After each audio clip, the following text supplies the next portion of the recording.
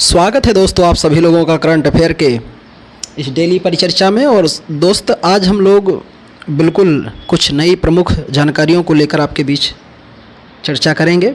बात करते हैं हम लोग आज की जो खबरों में रहा बिल्कुल वह यह था कि 10 लाख से अधिक आबादी वाली श्रेणी में सूरत 2024 का स्वच्छ वायु सर्वेक्षण पुरस्कार जीता है।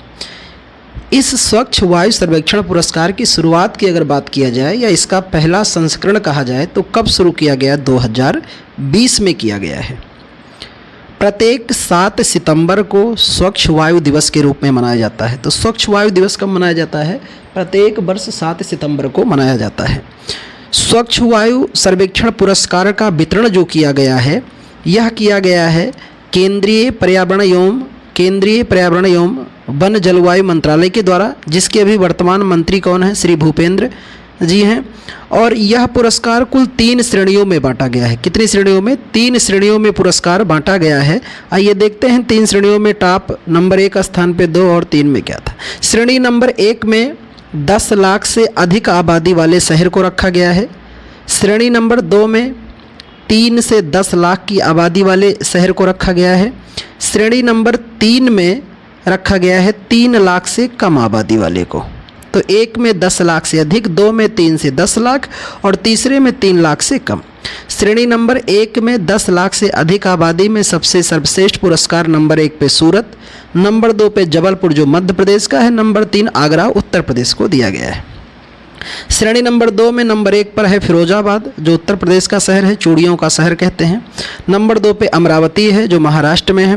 नंबर 3 पे झांसी है जो उत्तर प्रदेश में है। श्रेणी नंबर 3 में पहला स्थान रायबरेली उत्तर प्रदेश का, दूसरा नलगोंडा तेलंगाना का, तीसरा है नालागढ़ कहाँ का? हिमाचल प्रदेश का। तो ये दिया गया है।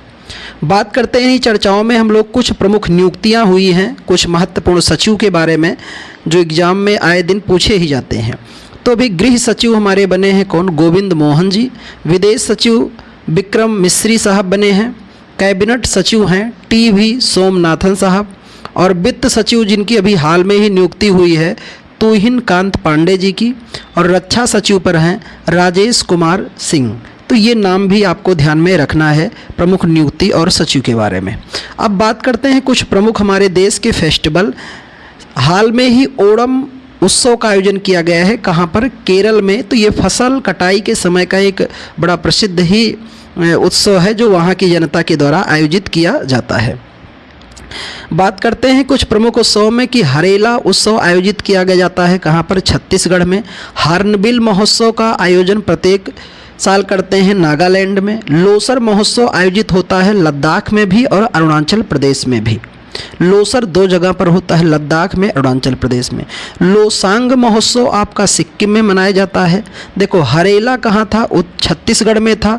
हरेली उत्सव छत्तीसगढ़ में और हरेला उत्सव कहाँ है? उत्तराखंड में। दोनों नाम ध्यान रखना। हरेला है उत्तराखंड में और हरेली उत्सव आपका छत्तीसगढ़ में। ये दोनों नाम हरेली लगभग मिलते हैं तो ध्यान रखिएगा। बात करते हैं होजगिरी महोत्सव, ये त्रिपुरा में आयोजित किया गया है। सिरुई लिली फेस्टिवल मणिपुर में। चापचार कुट महोत्सव मिजोरम में। नुआखाई उत्सव जो अभी हाल में आयोजित हुआ है कहाँ पर? ओडिशा में। बात करते हैं इसकी आगे की चर्चाओं को हम लोग मित्र की अभी हाल में ही प्रधानमंत्री किसान मानधन योजना के पूरे 5 वर्ष पूरे हो गए हैं। पूरे 5 वर्ष पूरे हुए हैं। इस योजना की शुरुआत हुई थी 12 सितंबर 2019 को और 2024 में ये 5 वर्ष पूरा कर लिया है। इस योजना में प्रधानमंत्री किसान मानधन योजना में छोटे व सीमांत किसानों की सामाजिक सुरक्षा प्रदान की जाती है। और इस योजना के तहत 60 वर्ष से अधिक आयु के जो हमारे बुजुर्ग या वृद्ध लोग हैं उनको सरकार की तरफ से प्रत्येक महीने 3,000 रुपये मासिक पेंशन दिया जाएगा। लेकिन कब? कहते हैं इस योजना के तहत किसान को पहले इसमें पैसा जमा करना होगा। किसान पेंशन फंड में मासिक रूप से किसान कुछ अंश जमा करेगा। जितना रुपए किसान जमा करेगा उतने रुपए ही सरकार भी उसमें मिलाएगी। और 18 से 40 वर्ष के लोग इसमें ये योजना में लाभ ले सकते हैं। 60 वर्ष के बाद यानी 18 वर्ष के बाद आप इसमें जमा कीजिए और जब 40 वर्ष तक जमा करेंगे, जब 60 वर्ष की उम्र अधिक हो जाएगी तो आपको सरकार 3,000 रुपये प्रत्येक माह पेंशन के रूप में देगी। तो यही है किसान मानधन योजना, जो अभी हाल में ही 5 वर्ष अपने बिल्कुल पूरा कर लिए हैं। दोस्तों, हम लोग कुछ और प्रमुख योजनाओं की चर्चा कर लेते हैं जो आए दिन चर्चा में रहती है और सरकार की बड़ी उपलब्धियों का माध्यम भी मानी जाती है।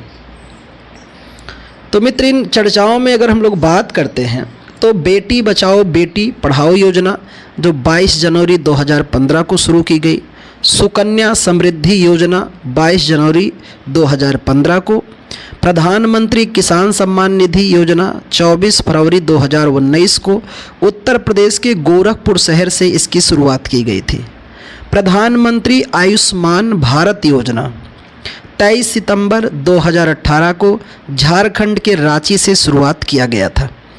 बात करते हैं प्रधानमंत्री पीएम गति शक्ति योजना 31 अक्टूबर 2021 को शुरू किया गया है।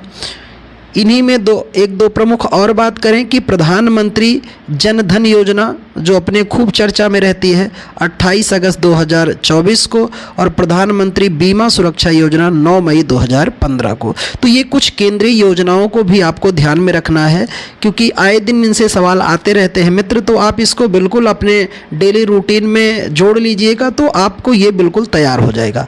बात करते हैं हम लोग अब कुछ हाल में ही संन्यास लेने वाले खिलाड़ियों को चर्चा में शामिल करते हैं, जिसमें अभी हम लोग बात करें कि हाल में ही संन्यास लेने वाले प्रमुख खिलाड़ी मोइन अली जो अभी हाल में क्रिकेट से संन्यास लेने की घोषणा की है। ये कहाँ के खिलाड़ी हैं? तो इंग्लैंड के हैं। बात करें भारत के खिलाड़ियों में शिखर धवन, दिनेश कार्तिक, केदार जाधव, ये क्रिकेटर हैं और इन्होंने भी अनाउंस कर दिया है। सुनील छेत्री जो एक फुटबॉलर हैं, इन्होंने भी संन्यास लेने की घोषणा कर दी है।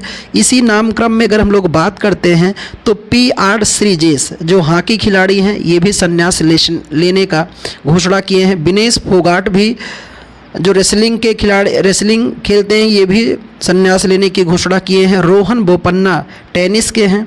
वी साई प्रणीत ये बैडमिंटन के हैं, इन्होंने भी